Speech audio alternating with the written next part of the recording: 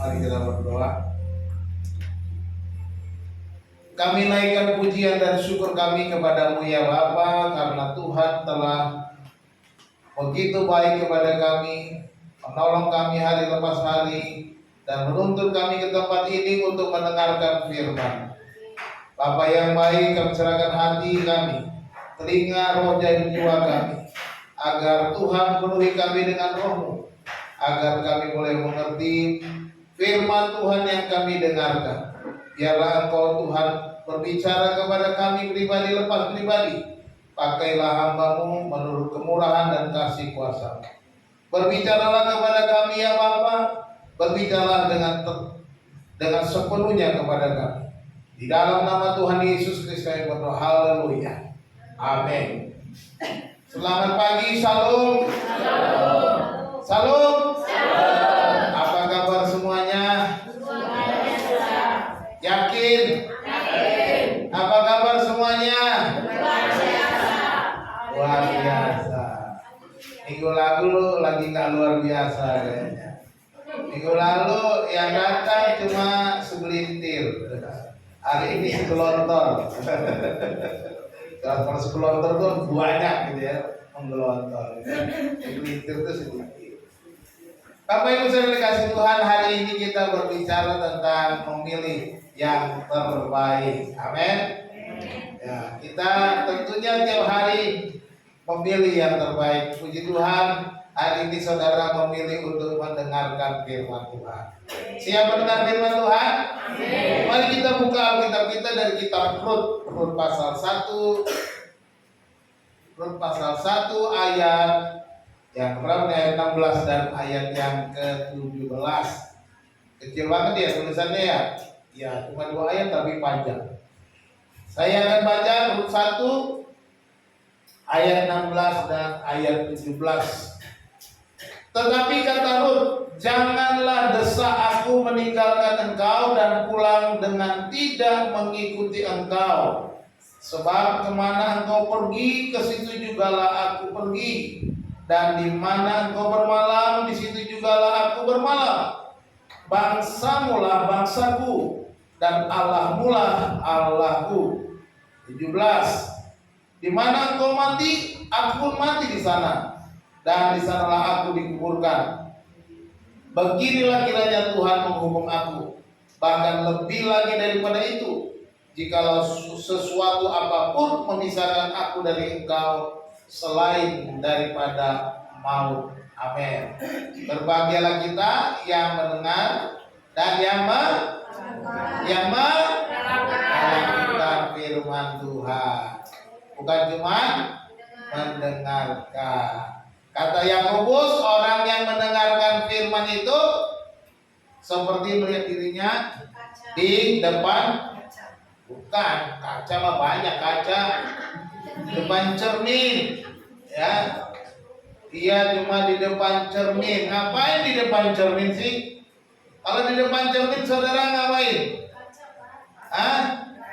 Oh, ada. Kalau yang perempuan biasanya kalau di depan cermin mau lihat titiknya masih ada, tinggal separuh. Alisnya melenceng apa bener, naik ke atas sebelah, nggak bisa turun sebelah kan, gitu kan? Dilihat, jerawatnya udah gede apa gimana kan, gitu kan? Dilihat-lihat, diamat-amati wajahnya, ya gitu. Nah, ketika kita dengar firman Tuhan juga, kita seperti bercermin melihat diri kita di depan cermin itu. Firman Tuhan itu mencerminkan, oh siapa kita. Inilah kita. Hari ini kita berbicara tentang memilih yang terbaik. Apakah kita sudah memilih yang terbaik di dalam hidup kita? Ya. Hidup kita adalah penuh dengan pilihan. Amin. Wah, amin. Iya. Penuh dengan pilihan. Ada yang pilih malas-malasan atau pilih bekerja, ya enggak? Itu pilihan. Kalau kita salah memilih, ya salahlah yang kita lakukan. Ada yang pilih untuk percaya atau tidak percaya. Ada juga yang pilih mengasihi atau membenci. Seperti kesaksian-kesaksian kita. 2 kesaksian saya mendengar orang yang membenci. Iya kan? Nggak ada kan yang mengasihi. Simba kesaksiannya bagaimana dia merasakan mau diancam, dibunuh, itu artinya ada yang membenci. Yang satu kesaksiannya pertempuran Baratadewa, mana Baratayuda. Terjadilah komet-komet berterbangan, batu-batu berterbangan, kan komet ukur. Akhirnya katanya menurut konon katanya bocor kepala, ya gitu kan, nggak tahu lah. Nggak ada kasih, adanya kebencian. Itu pilihan setiap orang. Walaupun dikatakan, oh dia rajin ke gereja. Nah kalau kita rajin ke gereja, tapi kita tidak mau bercermin, ya itu hasilnya. Tidak memperbaiki diri. Bergereja lain dengan beriman. Nah, orang bergereja bisa saja merasa udah yang penting gua orang Kristen, agamanya Kristen, KTP-nya Kristen, harus pergi gereja. Tetapi hatinya tidak di gereja, hatinya di mana? Ayo, zaman sekarang hatinya nggak di gereja, hatinya di HP. Jujur, banyak yang begitu kan? Zaman sekarang banyak begitu, mau dengar firman apa? Baca-baca HP, medsos, bales-bales. Ya. Ini kejadian zaman sekarang itu setannya HP. Tuhannya HP ya. Tuhan, setan menjadi Tuhannya gitu ya. Ini zaman sekarang di gereja terjadi. Itu pilihan kita. Ya. Hati-hati. Apa yang Anda alami hari ini, hasil yang saudara alami ini hari ini adalah pilihan kita di masa lalu. Ini yang ingat baik. Ya. Ketika kita memilih pekerjaan yang tepat, maka kita menghasilkan kehidupan yang lebih baik. Pilih pekerjaan. Kalau salah pilih kerjaan, saudara nanti kocar kacir, tak betah, pindah lagi. Gimana kalau itu? Salah memilih jurusan studi. Nah nih, yang mau pilih jurusan studi, si Putra berapa hari lebih. Aku pilih ini apa pilih itu, Pi? Waduh, saya bilang, memangnya papi yang mau kuliah, kok tanya papi?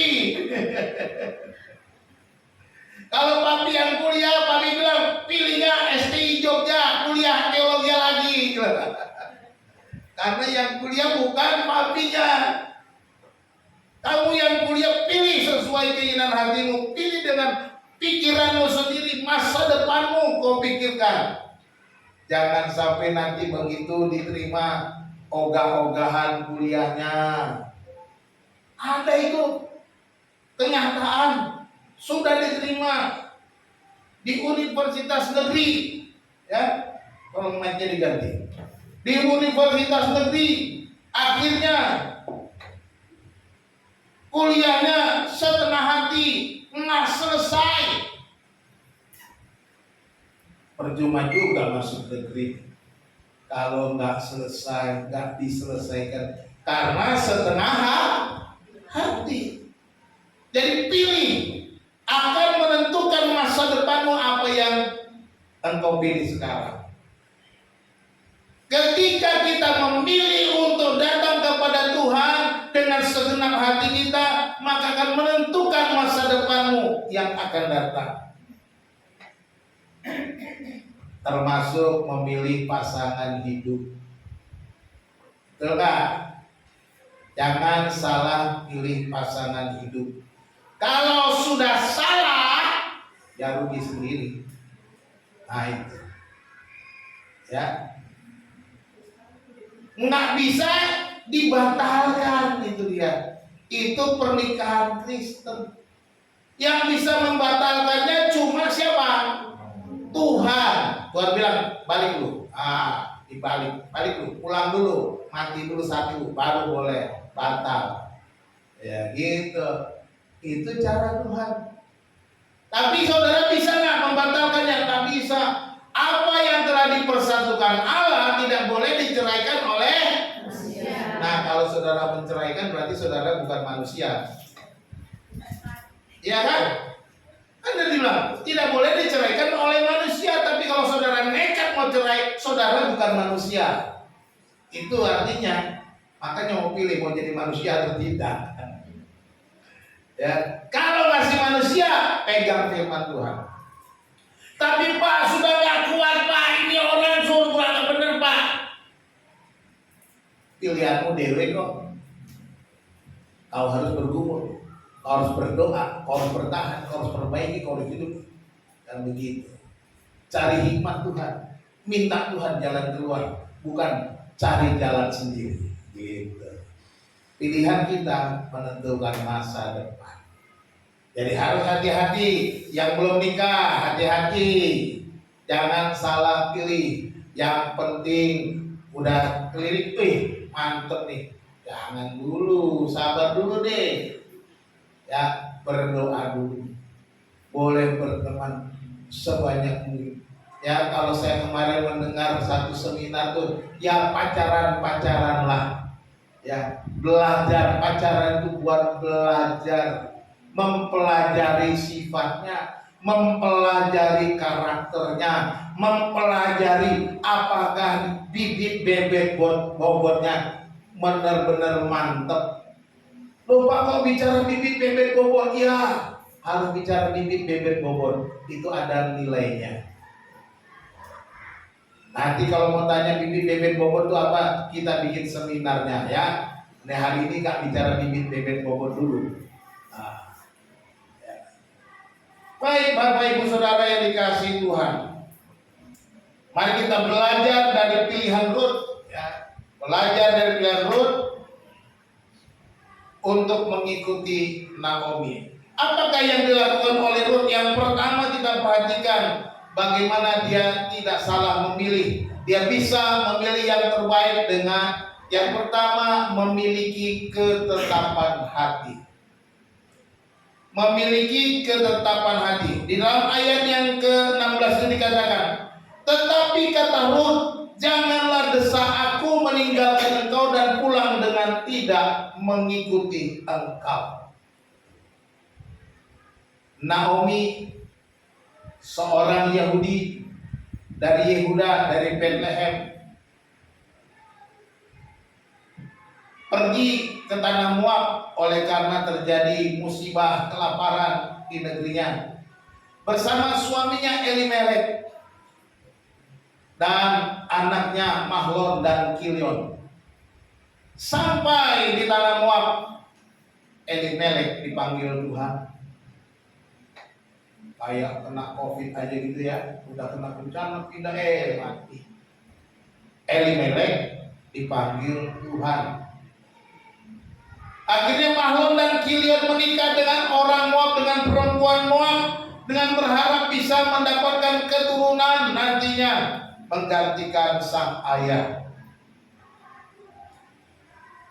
Menikahlah Mahlon dan Kilion dengan perempuan Moab yang bernama Orpa dan Rut dan Orpa. Tapi sayang, sungguh disayang, untung belum datang kepada Bu Naomi. Anaknya pun dipanggil Tuhan. Mati kedua anaknya. Tinggallah 3 orang perempuan, seorang ibu mertua dengan 2 orang menantu, orang Moab, orang asing. Mereka tinggal di sana sampai sekitar 10 tahunan. Ya. Akhirnya Naomi mendengar sudah enak di Bethlehem, sudah tidak ada lagi bencana, dan Naomi berniat pulang ke kampung halamannya, mudiklah, mau tinggal di Bethlehem, Yehuda. Akhirnya dia memutuskan dia akan pulang, tetapi Rut dan Orpa mengikutinya. Mereka berkata, janganlah meninggalkan kami, kami akan ikut kemana engkau pergi. Tetapi Naomi merasa kasihan dengan mantu-mantunya yang masih cantik-cantik.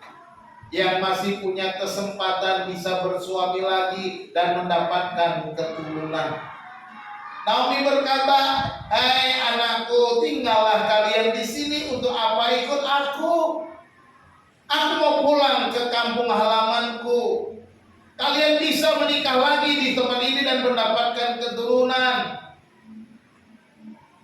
Katanya kira-kira seperti itu. Kalaupun aku hari ini menikah, malam ini menikah, dan mempunyai seorang anak, masakan kalian menunggunya sampai dewasa baru menikah? Nanti kalian nenek-nenek nikah dengan seorang bujangan. Tak mungkin lah ya. Kira-kira begitu. Orpa pun mengerti dan mendengar perkataan Naomi. Baiklah ma, aku akan tinggal di Moab. Tetapi Rut di dalam ayat 16 ini dikatakan, janganlah desak aku meninggalkan engkau dan pulang dengan tidak mengikuti engkau. Rut memiliki ketetapan hati yang tidak berubah sekalipun sudah ditawar oleh Naomi, sekalipun Naomi sudah memberikan pepandangan kepadanya, ingat engkau akan mempunyai masa depan yang lebih baik kalau kau tinggal di sini. Tetapi Rut berkata, jangan desak aku meninggal. Rut mau supaya dia benar-benar bersama ibu mertuanya, apapun yang terjadi, pilihannya dilakukannya oleh karena hatinya teguh kepada Naomi, tidak digoyahkan oleh apa. Dia tidak dipengaruhi oleh iparnya Orpa yang memilih kembali kepada bangsanya. Ayat 14-15 dikatakan, menangis pula mereka dengan suara keras. Lalu Orpa mencium mertuanya itu minta diri, tetapi Rut terpaut kepadanya. Berkatalah Naomi, telah pulang iparmu kepada bangsanya dan kepada para allahnya. Pulanglah mengikuti iparmu. Ya, Naomi sudah bilang, lihat Orpa iparmu sudah pulang kepada bangsanya, kepada allahnya. Pergilah pulang ikut seperti Orpa. Tetapi Rut punya ketetapan hati. Ketetapan hatinya tidak digoyahkan oleh pengaruh Orpa yang sudah memilih baginya untuk tinggal di Moab. Ketetapan hatinya tidak dipengaruhi oleh Naomi yang berkata, pulanglah kepada bangsamu, pulanglah kepada Allahmu. Rut tetap hatinya untuk ikut kepada Naomi dengan berkata, jangan desak aku meninggalkan engkau dan pulang dengan tidak mengikuti engkau. Bayangkan, Rut tentunya tidak tahu apa yang akan terjadi di Bethlehem. Rut tidak punya rencana apa-apa di kampungnya Naomi. Kalau dipikir-pikir secara logikanya, dia bisa ditinggal di kampungnya sendiri, di negerinya sendiri. Dia bisa mendapatkan suami yang baru di kampungnya sendiri. Tapi dia memilih untuk ikut Naomi ke Bethlehem Yehuda. Dia memilih karena apa? Ketetapan hatinya tidak digoyahkan oleh apapun, sekalipun mertuanya sudah meraihnya, mertuanya sudah membujuknya, mertuanya sudah memberikan pemikiran, pandangan-pandangan, engkau pasti punya kesempatan. Tapi dia tidak memikirkan dirinya sendiri. Dia tidak memikirkan entah apa kesempatan bagiku, tapi aku mau dengan ibuku Naomi, itu saja. Tidak ada yang lain. Nggak ada pilihan. Bagiku Naomi adalah ibuku. Sekalipun itu hanya ibu mertua. Kalau secara logika, ibu mertua dengan menantu itu masih bisa pisah. Kalau anak kandungnya mungkin dia akan ikut terus. Ya. Tetapi Rut memilih untuk tetap kepada Naomi. Tidak digoyahkan oleh apapun, tidak digoyahkan oleh berbagai macam pemikiran. Inilah yang harus kita contoh, kita teladani sebagai orang percaya. Ketika kita memilih, kita harus punya ketetapan hati. Jangan bingung-bingung, jangan goyah, jangan pikir mikir ke sana kemari, tetapi hati kita bulat. Terlebih ketika kita memilih untuk ikut Tuhan. Memilih yang terbaik harus punya ketetapan. Jangan bingung. Ya. Kemana ya? Jurusan apa ya? Tidak usah bingung. Kau mau jadi apa? Kalau kau mau jadi presiden, ya sekolah ilmu politik aja, atau sekolah tentara aja, sekolah apa jadi presiden, atau kau ikut ormas aja, kan gitu.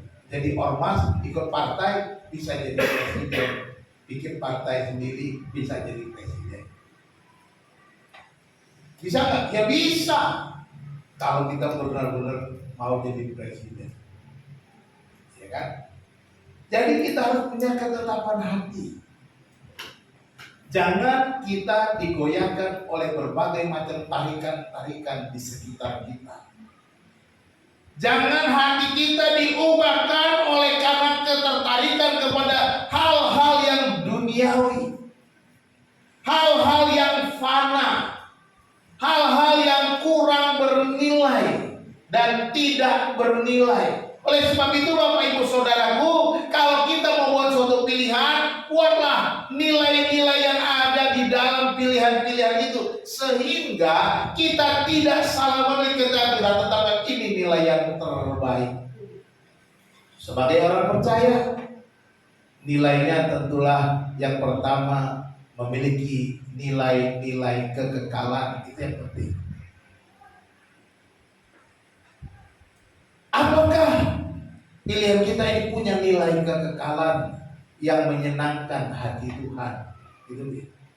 Ketika kita memilih sesuatu yang menyenangkan hati Tuhan, maka pasti akan diberikan Tuhan, ditolong Tuhan, supaya semua itu kita bisa capai. Itu yang pertama. Pilihan, menetapkan pilihan dengan ketetapan hati. Yang kedua menetapkan keputusan yang tepat. Ketetapan hati lalu keputusannya harus tepat. Kita belajar dari Rut, dikatakan dalam ayat selanjutnya itu dikatakan, sebab kemana engkau pergi, ke situ jugalah aku pergi. Dan di mana engkau bermalam, di situ jugalah aku bermalam. Bangsamu lah bangsaku, Allahmu lah Allahku. Menarik. Seorang Moab, seorang yang tidak percaya, bergaul dengan Naomi, mengenal Allah yang hidup. Dia berkata, keputusan yang tepat adalah, bangsamu lah bangsaku, Allahmu lah Allahku. Ya. Rut memutuskan untuk mengikuti Naomi, baik dalam tempat tinggal maupun memilih bangsa dan memilih tempat dia percaya. Next. Ya. Perhatikan di dalam ayat ini. Kemana engkau pergi? Gitu. Kesitulah aku pergi, keputusan itu. Aku gak mau pergi ke tempat lain selain kemana engkau melangkah. Di mana engkau bermalam, di situ juga aku bermalam. Aku akan bermalam bersama-sama dengan engkau. Itu keputusannya. Bangsamu lah bangsaku, seorang Moab bilang. Sekalipun aku orang Moab, engkau orang Israel, bangsa Yehuda, aku mengaku sebagai bangsa Yehuda. Dia sudah merasa menyatu dengan Naomi, dan Allahmu lah Allahku. Ini satu pilihan yang luar biasa, menetapkan dengan keputusan yang benar, keputusan yang sungguh-sungguh. Dia bisa memutuskan dengan baik apa menjadi pilihannya. Dia punya keputusan yang benar, keputusan yang tepat di dalam memilih langkah. Ketika dia memilih, tujuannya jelas.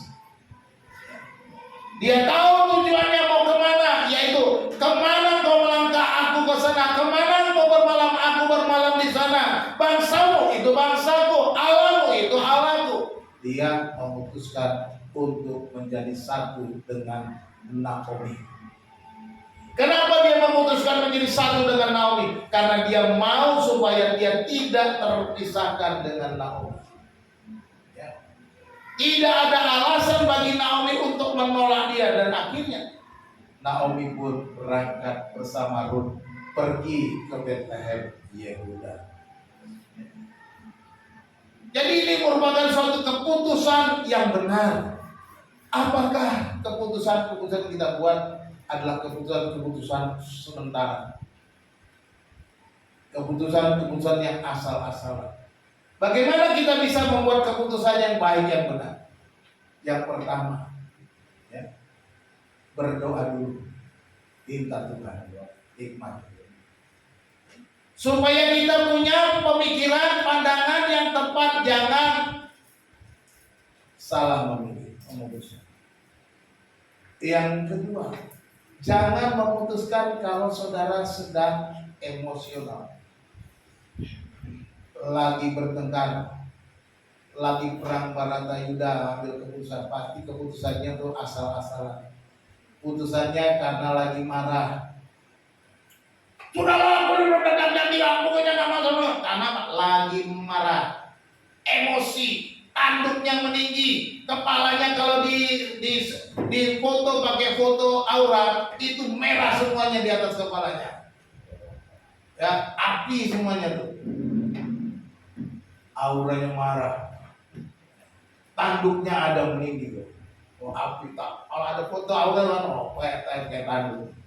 Jangan mengambil keputusan kalau saudara lagi ngamuk. Jangan. Itu adalah keputusan. Tapi kalau itu terjadi, kalau saudara mendengar Pak suami atau Bu istri lagi ngambil keputusan yang lagi ngamuk, ampuni dia. Karena dia salah mengambil keputusan. Itu aja. Anggap aja, wah tadi dia lagi ngomel, lagi ngamuk, lagi senewen. Ya sudah, keputusannya salah. Enggak, jangan. Kamu kok yang bikin-bikin? Jangan terlalu dipanasin lagi. Itu namanya ngajak tempur. Jangan sampai piring terbang lewat di depan rumah. Ya kan? Ada UFO piring terbang. Ya, kalau kita lihat yang begitu, kita harus sadar, oh, dia salah ambil keputusan. Tetapi Rut dengan tenang, dengan hati yang tetap tadi, dengan ketetapan hati yang luar biasa, dia memutuskan, kemana engkau pergi? Aku pergi ke sana. Di mana engkau bermalam? Aku bermalam di sana. Bangsamu itu bangsaku, Allahmu itu Allah. Artinya apa? Dia sudah menolak Allah orang Moab. Perhatikan ketika Orpa menawar, lihatlah iparmu, dia sudah kembali kepada bangsanya dan kembali kepada Allahnya. Rut bilang, enggak, bangsa mula bangsaku, Allah mula Allah. Dia tidak mau kembali kepada hidup lama. Dia tidak mau kembali kepada bangsanya yang lama. Dia mau memiliki hidup yang baru. Ketika dia mengambil keputusan untuk menjadi menantu Naomi, dia mengambil keputusan hatinya tetap di dalam kehidupannya, supaya dia menjadi sama dengan Naomi, sebangsa dengan Naomi, dan menyembah Allahnya, Allah Naomi, yaitu Tuhan. Ini yang baru. Perhatikan di dalam ayat 18 teks. Rut menyatukan hatinya dengan Naomi, ya. Ayat 18 dikatakan, ketika Naomi melihat bahwa Rut berkeras untuk ikut bersama-sama dengan dia, berhentilah ia berkata-kata kepadanya. Jadi di sini Naomi melihat bahwa Rut berkeras hatinya untuk ikut. Ini menunjukkan bahwa Rut itu sudah menyatukan hatinya dengan Naomi, dan Naomi pun menyatu dengan Rut. Akhirnya Naomi bilang, oke, baiklah, mari kita pergi bersama. Dia pun membawa Rut ke kampung halamannya. Dia pun membawa Rut pulang ke negerinya. Dia pun bersama-sama dengan Rut untuk berjalan ke negeri kampung halaman di Bethlehem, Yehuda. Keputusan Rut mengubah kehidupan Rut. Keputusan Rut mengubah iman Rut. Keputusan Rut bukan hanya mengubah iman Rut, tapi mengubah saudara dan saya. Loh, kok bisa, Pak? Iya. Rut lah yang mengubah hidup saya. Kenapa? Ketika Rut sampai di Bethlehem, kalau kita baca kitab seluruhnya, akhirnya dia menikah dengan Boaz, punya anak Isai, Isai punya anak Daud, Daud punya anak, dan seterusnya. Akhirnya datanglah Tuhan Yesus Kristus. Yesus Kristus inilah yang mengubah kita, mengubah saudara dan saya. Jadi keputusan masa lampau mengubah kehidupan masa kini. Dunia dipenuhi dengan kasih. Dunia mendapatkan pengampunan anugerah yang besar dari Allah karena keputusan yang tepat. Mari Bapak Ibu, milikilah keputusan yang tepat. Karena punya ketetapan hati. Tapi sekali lagi, ketika kita memutuskan, apakah itu mempunyai nilai-nilai kekal yang berkenan kepada Tuhan. Memiliki keputusan yang tepat akan mempengaruhi kehidupan yang lebih baik di masa depan. Ketika engkau memilih menjadi seorang yang setia kepada Tuhan, akan mengubah hidupmu di masa depan. Tadi di jalan kami mau menuju sini, kami ngobrol di mobil. Saya bilang supaya kan ditanya, ada apa sih, Mah? Kok bawa makanan hari ini? Ya, hari ini kita makan, bawa makanan. Kok bawa makanan? Itu namanya bersyukur. Terus dibilang, makanya Herta nanti kalau sudah pun kerja baru jangan lupa. Saya bilang, kenapa mesti tunggu kerja? Kenapa mesti tunggu uang banyak? Kenapa mesti tunggu banyak duit baru bersyukur? Jangan. Bersyukurlah ketika engkau dalam keadaanmu sekarang. Jangan menunggu kaya raya. Kalau kau tunggu kaya raya, kau menyumbang, itu mah biasa, semua juga bisa. Tunggu banyak duit, kau nyumbang, itu bisa, semua orang bisa. Tapi ketika kita dalam keadaan yang pas-pasan, yang kekurangan, kita memberi ucapan syukur kepada Tuhan. Itulah ucapan syukur yang sebenarnya, yang dari ketulusan hati. Bukan tunggu mampu. Lihat, saya bilang sama itu, bagaimana kita dulu dari dulu. Apa kita pernah memberi tunggu kaya? Enggak. Saya enggak memberi tunggu kaya. Dari dulu kami biasa memberi, melakukannya tidak nunggu kaya, tidak nunggu punya uang, tapi kami lakukan dengan sebaik-baiknya. Kami berikan untuk Tuhan. Kami kasih contoh kemana? Karena apa? Itu akan, keputusan itu akan membentuk kita, akan menghasilkan seperti apa kita di masa depan. Kalau kita tunggu kaya baru nyumbang, baru bersyukur, kita akan dibentuk dengan mental pelit, pedit. Ya, kenapa? Manusia itu nggak pernah cukup, dia bilang. Begitu banyak uang, nanti dulu lah, aku masih banyak keperluan lain, masih ada lagi. Jadi mental pelitnya muncul. Nah itu udah manusia. Jadi kalau kita mau memberi, jangan tunggu. Jadi itu sebagai satu contoh, ya kan, bagi kita. Akan mengubah kehidupan kita seperti apa kita nanti menjadi orang yang murah hati.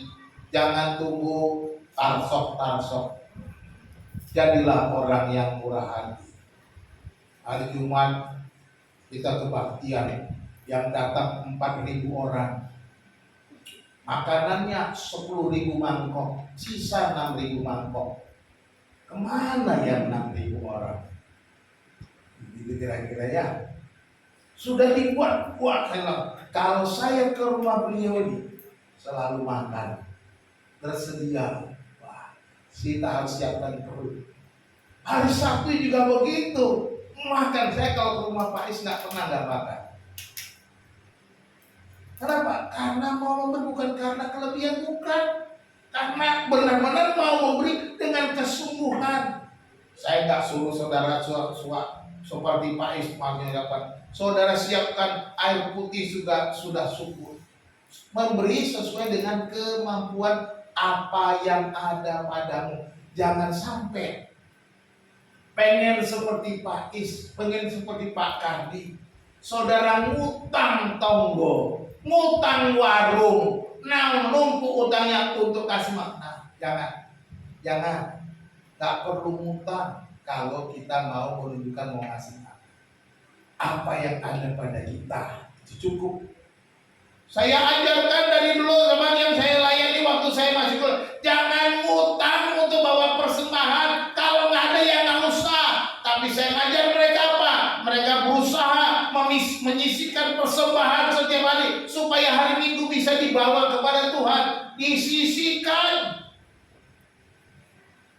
Jangan utang. Karena ada itu. Datang ke gereja, Pak, saya tadi ngutang Pak, nggak enak kalau ke gereja nggak bawa persembahan, nggak enak. Ya kalau nggak ada, masukkan kepalamu aja di kantong persembahan. Loh gimana maksudnya? Hati kepala, artinya mari kita serahkan seluruh hidup kita untuk Tuhan. Kan nggak perlu uang kita juga, kita perlu hati kita, seluruh hidup kita berikan untuk Tuhan. Yang penting apa? Kita memilih untuk pergi ke gereja, kita memilih mendengarkan firman Tuhan, dan percayalah kita akan dibentuk, kita akan belajar bagaimana kita mengelola hidup kita, bagaimana kita mengelola uang kita. Jangan sampai kita salah mengelola uang, akhirnya bukan mengelola uang, tapi mengelola utang. Gali lubang, tutup lubang, repot. Jangan sampai terjadi. Apalagi kalau saudara sampai terjerat namanya pinjol. Apa itu pinjol? Pinjaman orang lain. Tahu kan? Pinjaman orang lain, pinjol juga. Orang lain yang pinjam, kita yang bayar. Nah, ada yang begitu, ada. Itu anak saya ngalamin. Yang pinjam orang lain, dia yang bayar. Tertipu, aku terjebak. Itu pernah anak saya ngalamin. Harus saya selesaikan. Kenapa bisa begitu? Tergiur oleh uang. Inilah, kalau kita mencintai uang, maka kita terjerat dalam dosa. Karena firman Tuhan bilang, akar segala kejahatan adalah cinta uang, bukan banyak uang. Cinta uang. Kalau sudah banyak uang, hati-hati, bisa jadi cinta uang. Akhirnya menjadi orang pedit. Jadi ini kita perhatikan. Ruth benar-benar mengambil keputusan yang tepat. Yang ketiga berserah penuh kepada Tuhan. Pilihan yang ketiga dilakukan oleh Ruth adalah berserah penuh kepada Tuhan. Ini pilihan yang ketiga. Pilihan yang pertama, dia menetapkan hatinya. Pilihan yang kedua, dia memutuskan dengan benar, dengan tepat. Pilihan yang ketiga, dia memilih untuk berserah penuh kepada Tuhan. Ayat 18 dikatakan, di mana engkau mati, aku pun mati di sana. Dan di sanalah aku dikuburkan. Beginilah kiranya Tuhan menghukum aku. Bahkan lebih lagi daripada itu, jikalau sesuatu apapun memisahkan aku dari engkau selain daripada maut. Penyerahan total. Ruth bilang, pokoknya yang bisa memisahkan aku dengan engkau cuma kematian, maut. Ya. Beginilah kiranya Tuhan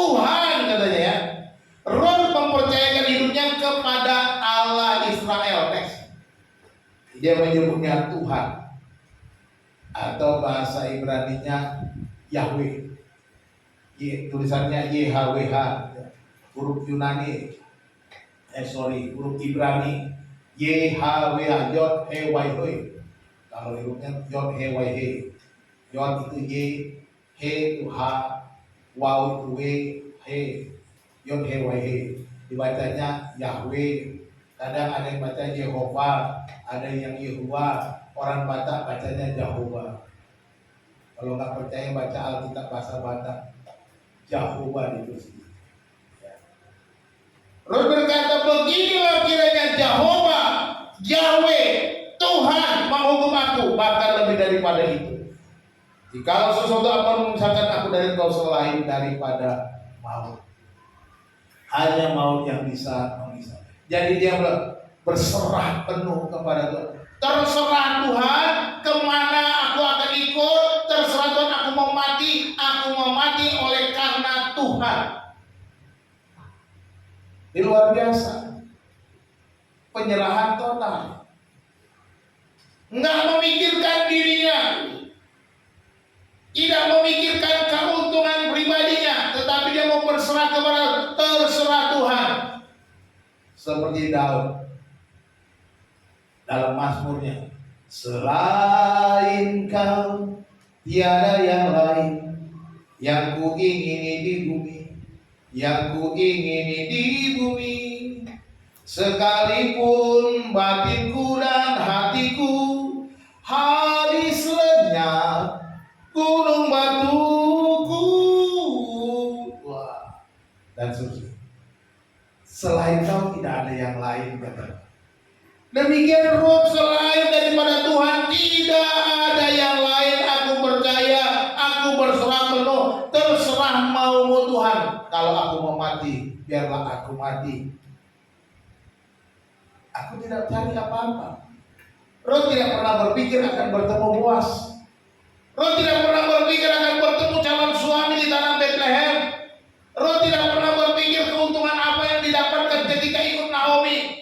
Ruth tidak pernah berpikir bagaimana dia bisa mempengaruhi Naomi dan kemudian bisa meraup harta Naomi nanti di kampung halamannya, mungkin mendapat warisan. Tidak pernah berpikir itu. Dia hanya berserah kepada Tuhan. Ya, dia hanya berserah kepada Tuhan. Dia mau supaya kalau dia mati, dia mau mati di negerinya Naomi. Kalau dia mau mati, itu karena memisahkan Ruth dari Naomi itu saja. Nggak ada yang lain.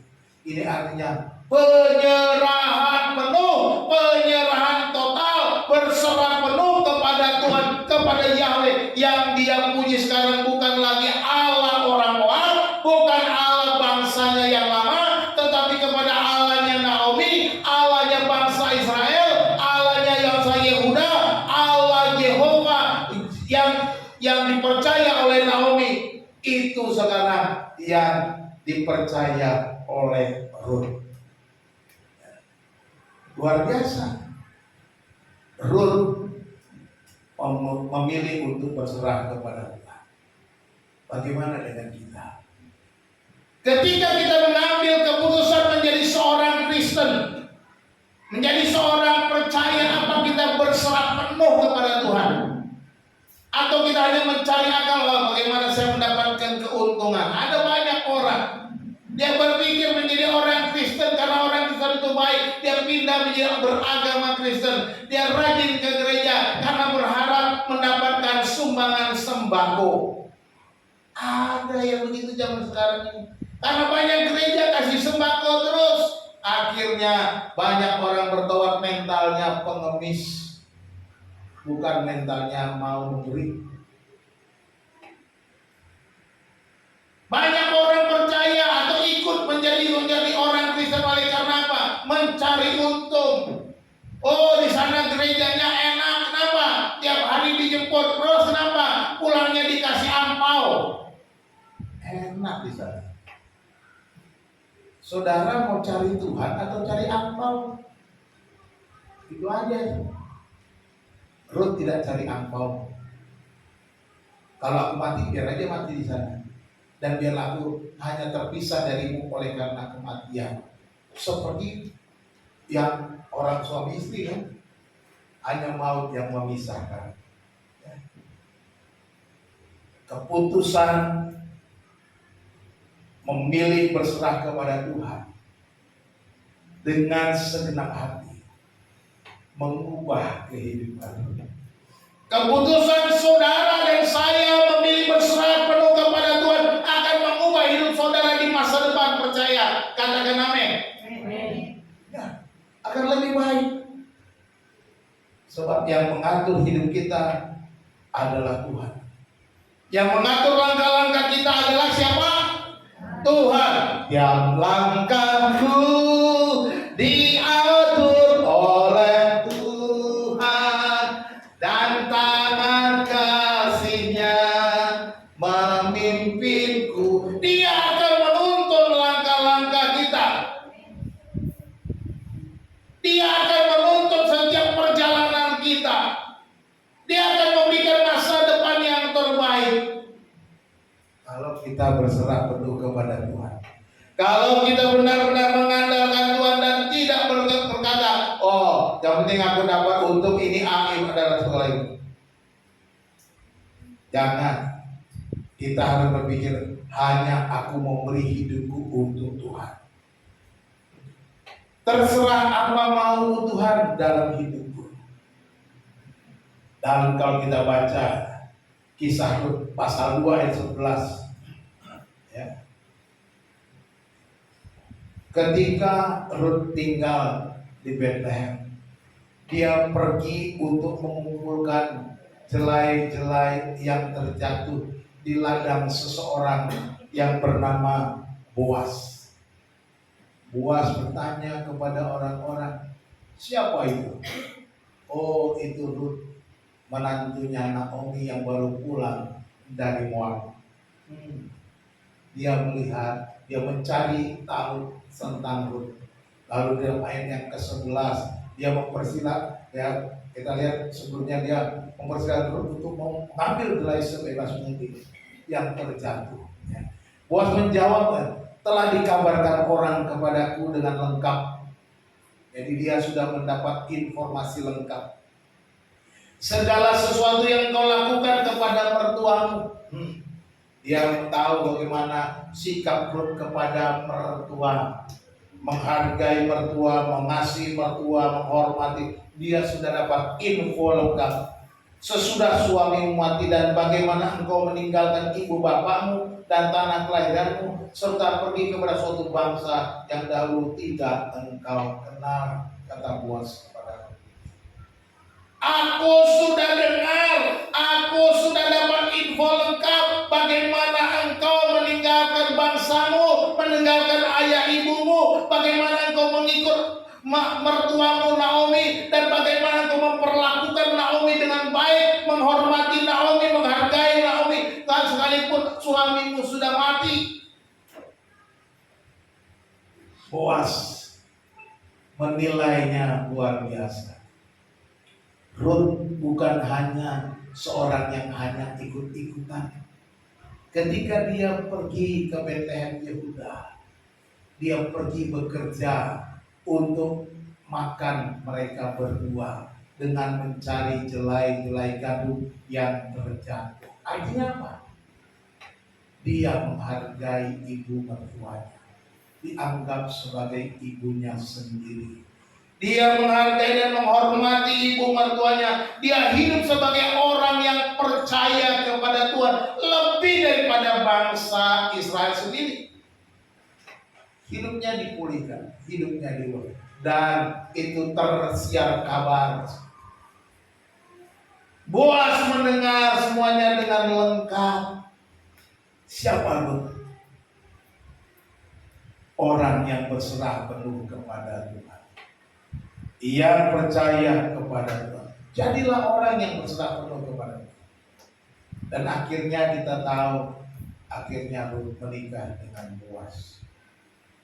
Ya. Mujizat masih ada.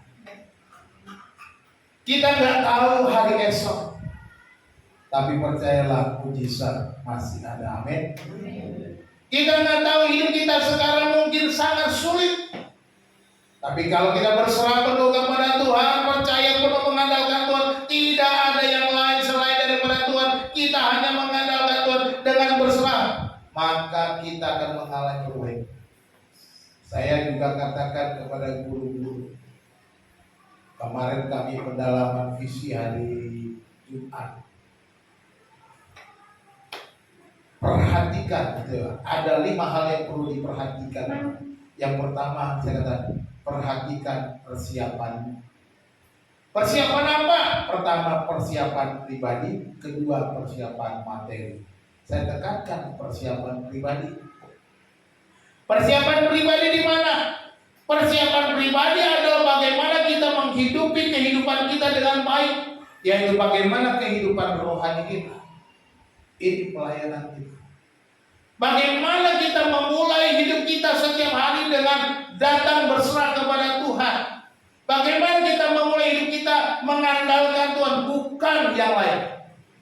Ketika kita bangun tidur, yang kita cari apa? Handphone. Ketika kita cari handphone, bukannya apa? Itu menjadi tanda tanya. Kalau soal cari handphone, jangan lupa, bukannya Alkitab dulu. Bukan bukanya WA, Facebook, apalagi dan lain-lainnya, TikTokan, jangan. Buka duluan Alkitab. Jadi ketika engkau bangun, pertama-tama menyapa Tuhan dulu. Say hello sama Tuhan. Ini persiapan. Orang yang berserah penuh adalah orang yang datang ketika dia bangun, dia duduk di kasurnya, dia berkata, Tuhan terima kasih. Hari ini aku bisa bangun. Terima kasih aku memasuki hari yang baru. Terima kasih untuk nafas yang kau beri. Say hello dulu sama Tuhan. Baru lakukan yang lain. Baru melakukan pekerjaan lain. Itu namanya baru berserah. Bukan melakukan yang lain dulu baru berserah. Dibalik-balik, jangan. Jadi orang yang berserah penuh kepada Tuhan mulai dari kehidupan pribadinya. Mulai dari permulaan kita bangun tidur. Itu. Pak, nggak sempat Pak. Berburu-buru Pak. Itu berarti saudara salah bangun. Salah jam. Saudara harus lebih awal lagi. Tapi Pak masih pegel Pak. Itu berarti saudara harus melawan kedagingan. Itu aja. Kuncinya kan di situ. Nggak ada lagi yang lain. Jadi nggak ada alasan nggak menyapa Tuhan. Berserah kepada Tuhan secara penuh yang dilakukan, dia melakukannya dengan sepenuh hati. Hidup sebagai seorang yang percaya kepada Tuhan. Hidup benar-benar mengasihi mertuanya, mengasihi keluarganya. Jadi mari kita seperti Rut, memilih yang tepat. Dia memilih untuk hati, ketetapan hatinya. Dia memilih untuk memutuskan dengan tepat. Dia memilih untuk berserah penuh kepada Tuhan.